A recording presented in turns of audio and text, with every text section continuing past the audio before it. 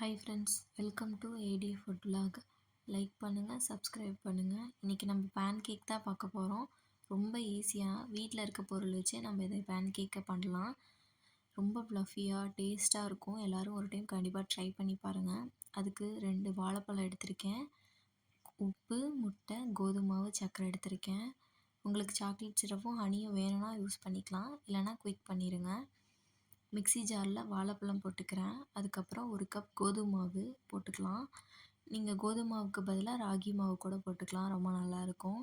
அதுக்கப்புறம் நான் எடுத்து வச்ச சர்க்கரை போட்டிருக்கேன். சர்க்கரை 3 ஸ்பூன் தான் போட்டிருக்கேன். ஏன்னா நான் சாக்லேட் சிரப் ஹனி போடுறேன் இல்லையா, அதனால் கம்மியாக தான் போட்டிருக்கேன். உங்களுக்கு வேணும்னா ஸ்வீட்னஸ் உங்களுக்கு தேவையான அளவுக்கு நீங்கள் போட்டுக்கலாம்.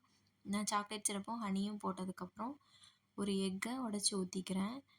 அதுக்கப்புறம் 1 டம்ளர் தண்ணி ஊற்றிருக்கேன்.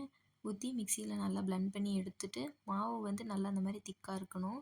அதுக்கப்புறம் பேக்கிங் சோடா போட்டுட்டு ஒரு தோசை தவாவில் நெய் போட்டு அந்த மாவை எடுத்து ஊற்றிக்கலாம்.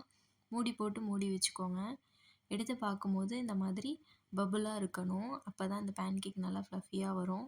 திருப்பி போட்டு எடுத்து வச்சு சர்வ் பண்ணிக்கலாம். இதில் சாக்லேட் சிரப்பும் ஹனியும் போட்டு சாப்பிட்டிங்கன்னா டேஸ்ட் ரொம்ப சூப்பராக இருக்கும். எல்லோரும் ஒரு டைம் ட்ரை பண்ணி பாருங்கள். ரொம்ப ஈஸி தான். தேங்க்யூ ஃபார் வாட்சிங்.